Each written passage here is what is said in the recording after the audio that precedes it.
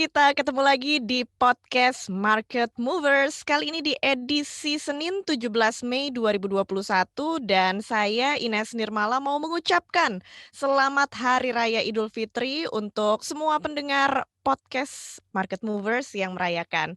Dan podcast ini juga merupakan kolaborasi KBR dengan Kata Data yang khusus menghadirkan informasi dan panduan praktis buat kamu supaya melihat bagaimana outlook market sepekan ke depan, bagaimana strategi investasi, terus apa aja sih saham terbaik yang direkomendasikan untuk pekan ini. Dan saya Ines Nirmala, bersama saya sudah ada seorang analis dari Bahana Sekuritas yaitu Mas Wafi. Halo Mas Wafi. Selamat siang. Selamat siang. Selamat siang, selamat Hari Raya Idul Fitri juga ya buat Mas Mohon maaf Wafi. lahir dan batin. Mohon maaf lahir dan batin. Langsung aja kita mulai podcastnya.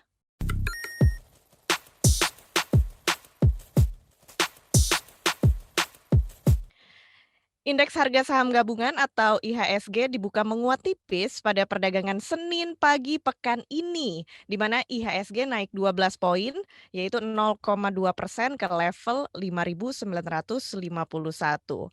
Dan mengutip data dari RTI, IHSG menyentuh level tertinggi di 5.953 dan level terendahnya di 5.947. Dan ada sebanyak 76 saham menguat, 41 saham melemah, dan 137 saham terpantau stagnan. Sementara itu, kelompok 45 saham unggulan atau indeks LQ45 berada di zona hijau dengan kenaikan 3,36 poin atau 0,38% ke level 886,2.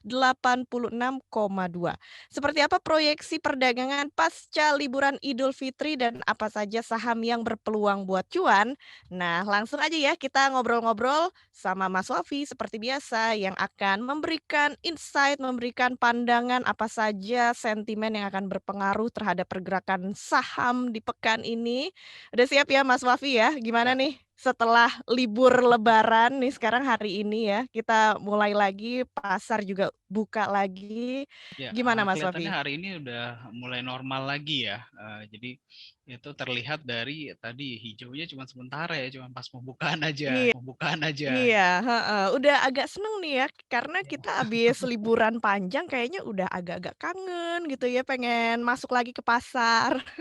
Iya, tapi habis itu langsung terkena aksi jual nih di Nah, penutupan sesi satu ya. Jadi sesuai nih seperti yang kita bicarakan di pekan lalu sebelum Lebaran ya. Jadi memang momennya itu kalau kita lihat sebelum Lebaran itu memang statistik bicara rata-rata memang IHSG cenderung mengalami kenaikan. Dan kemarin itu kan di pekan terakhir pekan kemarin ya, walaupun hanya 2 hari itu IHSG memang naik sekitar 0,2% ya di 2 hari itu ya, mmm, walaupun hari Selasanya mungkin agak turun ya, tapi Seninnya kan kalau kita lihat naik cukup tinggi juga ya, net secara mingguan itu naik 0,2. Dan biasanya statistik juga bicara kalau misalkan setelah Lebaran ini biasanya kecenderungannya terkena aksi jual, dan terbukti juga hari ini ya, walaupun tadi sempat wah, dibuka positif tapi ya akhirnya turun nih. melemah lagi ya, melemah lagi ya.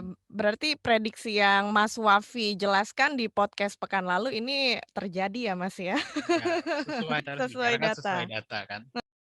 Heeh, betul. Nah, kalau prediksi sepanjang pekan ini ya, sampai sepekan ke depan itu seperti apa nih, Mas? Kalau saya lihat ya, kelihatannya ini mood-mood tekanan jualnya masih bisa berlanjut nih untuk pekan ini ya. Walaupun memang dari sisi downside-nya sendiri memang saya tidak melihat ada potensi IHSG bakal kemudian istilahnya longsor gitu misalkan, tidak Mmm, juga gitu. Jadi memang range pergerakan IHSG pekan ini cukup terbatas. Saya melihat range pergerakannya di antara 5.800 ya sampai dengan level 6.000. Dengan kecenderungan kelihatannya masih akan bertahan kira-kira di level 5.800 sampai dengan 5.900 lah ya di pekan ini. Jadi iya. tekanan itu masih ada dan beberapa faktor yang kalau kita lihat pertama mungkin dari sisi harga komoditas ya selama pekan kemarin kita lihat kan memang mayoritas harga komoditasnya juga kan bisa dibilang ada sedikit koreksi di situ ya.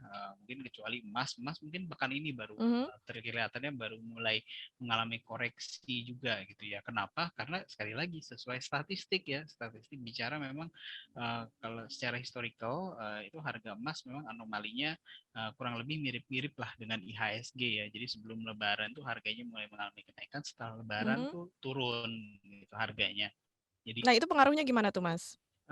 Ya, kalau kalau kita lihat ya, kalau misalnya dari sisi harga komoditas emasnya sendiri ya, kalau kita lihat pekan ini katakanlah harga komoditas emasnya mengalami penurunan, ya tentu itu akan efeknya berdampak ke emiten-emiten yang berbasis emas ya, seperti aneka tambang, kemudian MDKA gitu ya, itu juga Mhm. kemudian akan berdampak negatif juga. Plus kalau kita lihat kan beberapa komoditas lainnya seperti harga minyak, batu bara, bahkan soft commodity ya seperti kelapa sawit juga kan pekan kemarin ada sedikit mengalami koreksi ya, dan saya Mhm. lihat efeknya ini baru akan terjadi di pekan ini karena kan ketika harga komoditasnya terkoreksi di pekan lalu gitu kan sahamnya tidak ditransaksikan gitu ya, baru ditransaksikan sekarang. Jadi istilahnya price in gitu.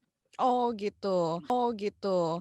Nah, Mm-mm. selain harga komoditas, apalagi nih Mas yang bisa berpengaruh kepada pasar untuk pekan ini? Kemudian dari ada beberapa data sih ya yang kalau kita lihat yang pertama mungkin dari sisi US Treasury ya, kalau dari sisi makronya US Treasury yield ya, walaupun memang kalau kita lihat tren pekan kemarin sempat ada sedikit penurunan tapi levelnya kan masih cukup tinggi ya, itu kemudian masih menjadi tantangan juga nih buat IHSG untuk menguat ya, karena ini kan korelasinya terbalik ya, kalau US Treasury yieldnya naik ini Mhm. kecenderungannya akan jadi tekanan buat IHSG. Itu dari sisi makro. Kemudian kalau dari sisi regional sendiri ya, mungkin saya lebih bilang geopolitical ya. Kalau kita lihat kan di beberapa negara Asia terutama, ini kan angka COVID-nya ternyata sudah mulai mengalami kenaikan lagi nih. Ya, apalagi yang Ya. terakhir itu kan seperti Malaysia mulai lockdown lagi gitu. Nah ini dikhawatirkan ini akan efeknya akan berimbas juga nih ke kita, apalagi kan kalau mungkin banyak yang melihat sosial media gitu selama Mhm. Lebaran gitu ya, eh, nggak sedikit juga gitu ya banyak pelanggaran dari protokol kesehatan, jadi dikhawatirkan ini angka penyebarannya kembali mengalami kenaikan, itu juga akan memberatkan IHSG.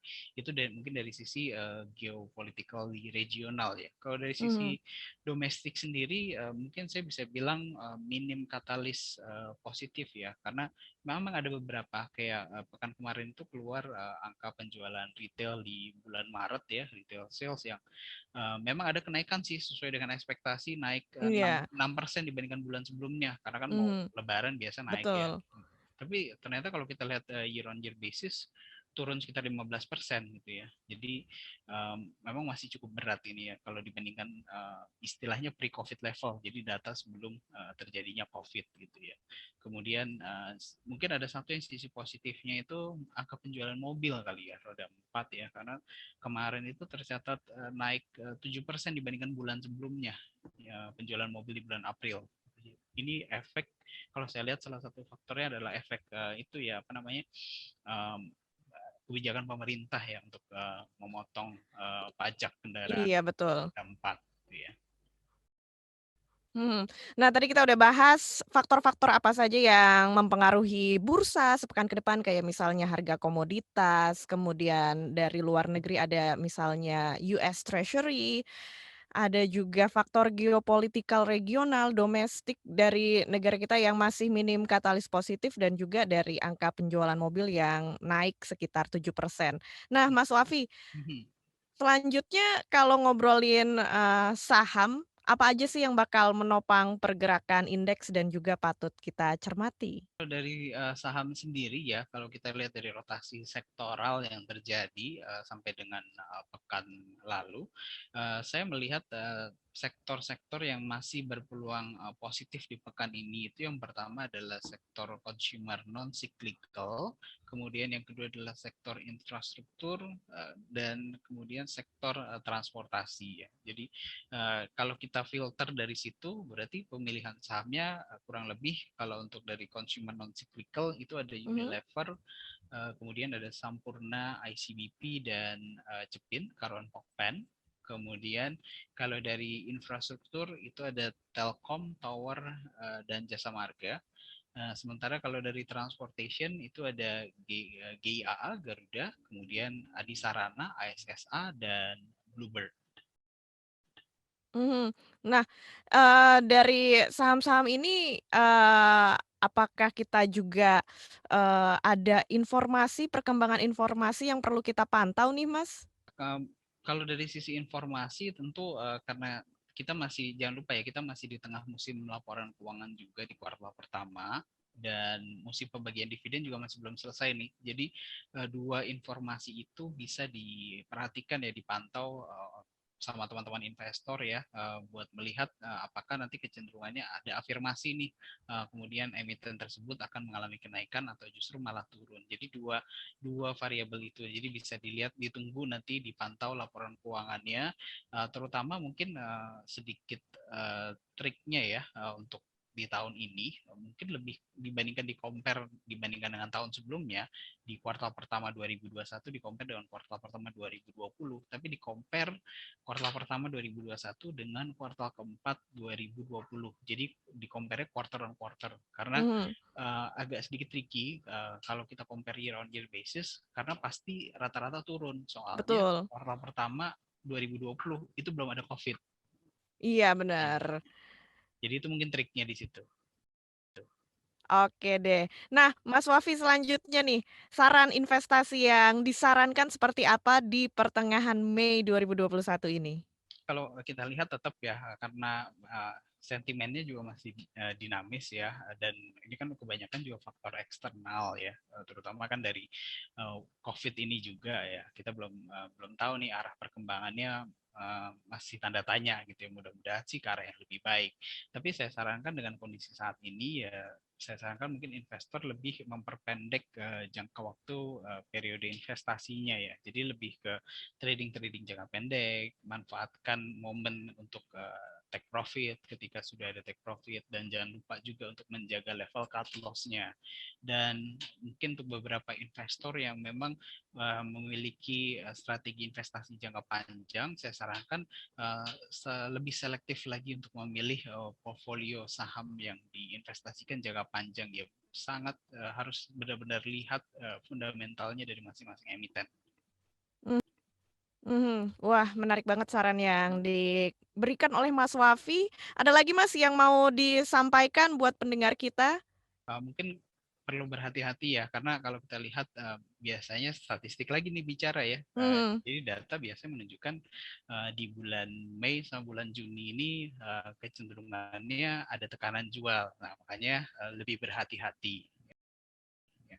Oke, jadi, ini statistik ya, bulan Mei Mhm, dan Juni itu, cenderung sell gitu ya, Mas, mhm, ya? mhm, mhm. Oke deh. Nah, thank you Mas Wafi udah ngobrol-ngobrol dan nambahin insight buat kita dalam melakukan strategi investasi sepekan ke depan. Sama-sama Mbak Ines. Iya, Mas Wafi yang udah ngobrol-ngobrol bareng sama kita di podcast Market Movers. Semoga juga bisa membantu kamu menyusun rencana investasi supaya lebih strategis dan menguntungkan pastinya. Sekali lagi, thank you Mas Wafi, analis dari Bahana Sekuritas. Sama-sama Mbak Ines sehat selalu. Sehat selalu dan sekali lagi, saya ucapkan selamat merayakan Idul Fitri ya buat teman-teman dan sampai ketemu lagi di podcast Market Movers di Senin pekan depan persembahan dari KBR dan Kata Data. Jangan lupa juga buat follow podcast kita di KBR Prime atau aplikasi mendengarkan podcast lainnya. Saya Ines Nirmala pamit, semoga cuan, bye.